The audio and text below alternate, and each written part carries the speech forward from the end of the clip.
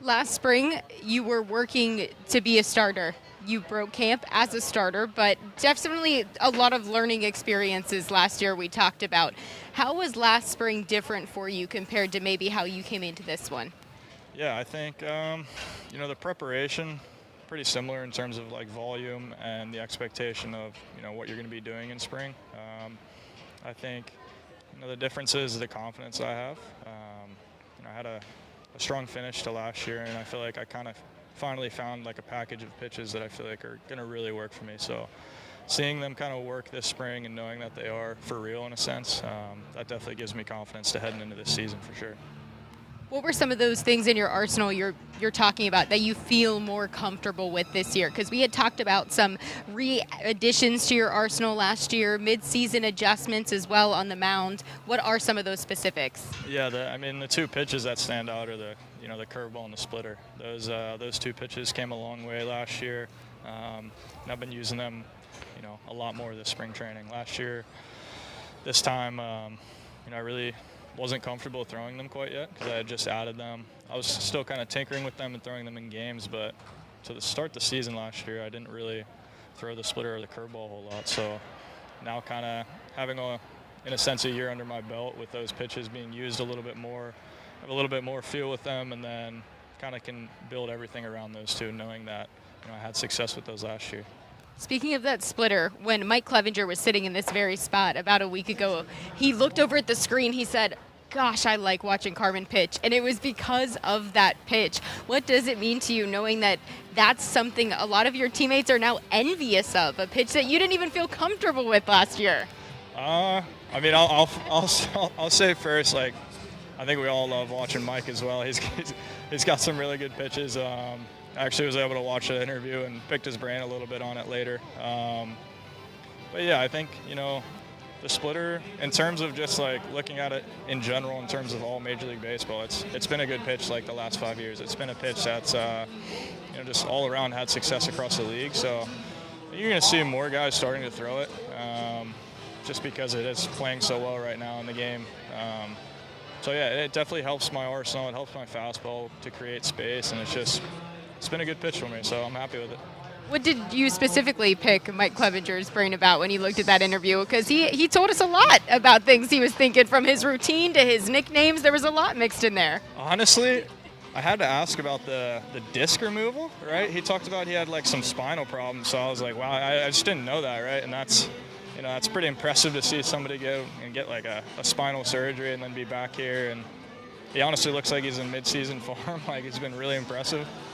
So kind of picked his brain on some injury stuff, and then just a little bit each day. Just kind of want to learn from him. He's had a unbelievable career, right? So I'm going to try to be around him as much as possible for sure. Carmen, he's somebody who we talked about because of that disc removal, has a really intricate pregame routine, was what we were mentioning. You have one too. You do a lot of grounding. There's so many specific things you do before you pitch, but that's evolved, whether you're in the bullpen or whether you're preparing to start. How much are we going to see that be an evolution this year? Yeah, it seems like one of those things I just keep adding to.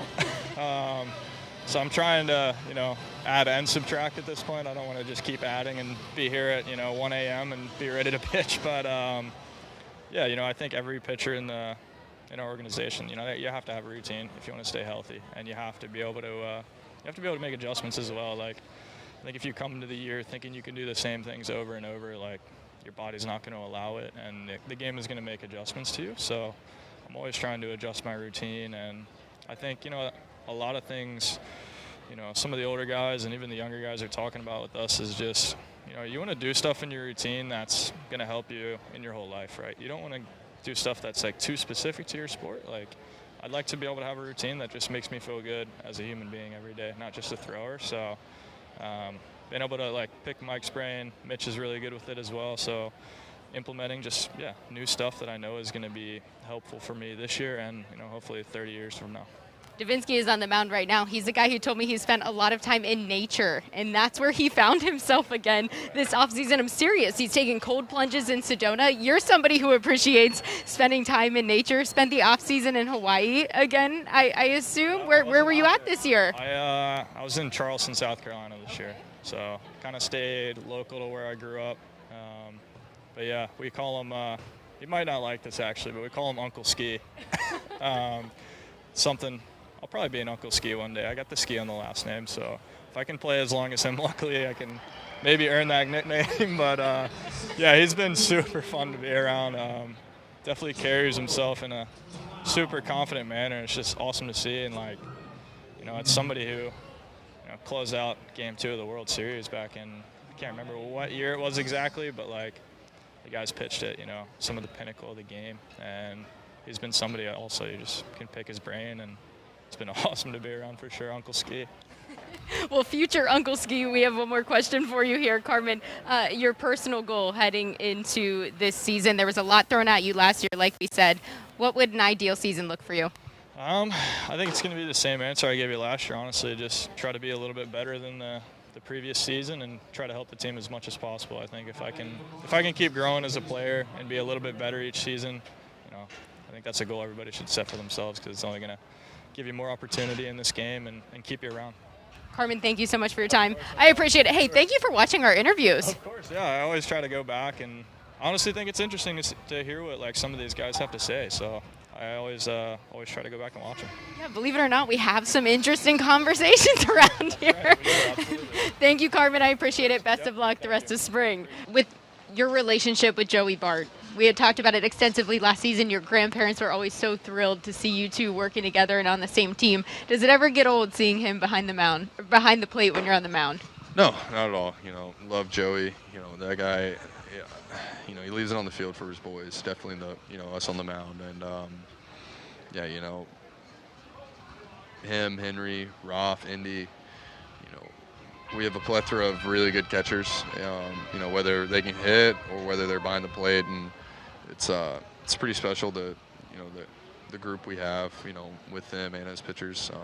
But yeah, it's always special. I hope my granddad watched today. Hope he didn't also, but it's it's fun stuff. What do you think Granddad's words of advice would be for you today after you call him later? Stop throwing balls. God bless. But yeah, walk too many people, and Paul and I talked one walk's fine, but one can't turn into two can't turn into three, and definitely three can't turn into four. But like I said, I'm not happy with the outcome, but happy with the process and where I'm at. I'm healthy and feeling really strong. Ball's coming out really easily. Executing some off-speed stuff that is personally for me probably a little harder to execute than a fastball. Didn't look like it, but yeah, today was a great day. You talked about, you talked to Paul about what you were doing out there. You talked about Mitch really highly earlier in spring when I talked to you as well. What is it like to have those guys to kind of lean on during these times and getting ready for your first full potential big league season? Yeah, I mean, Paul hadn't been in the big leagues for a long time, so Buddy hadn't really struggled a whole lot, but he does understand struggle, and being able to talk to him about it is about things that I can work on, things that I can do, how I need to think. It's you versus you out there, not you versus the batter. And Mitch has been a guy he's an all-star. He's had bad starts, he's had great starts, he's had rough seasons, he had great seasons. He's really a testament to a Major League Baseball player. He is a true professional, and there's stuff there. I want to get there, and just being able to talk to him, very easy to talk to. Loves giving advice. Loves busting your chops about stuff, but he's a great guy to talk to, and yeah. Well, you're a true professional as well. Always a great guy to talk to as well, Bubba Chandler. So next time, less wind I hear in the forecast, and a better outcome for Bubba Chandler on the mound. Yeah, I sure hope. It will be. We're manifesting that one for you. Hey, Bubba, I appreciate your time. Best of luck this spring.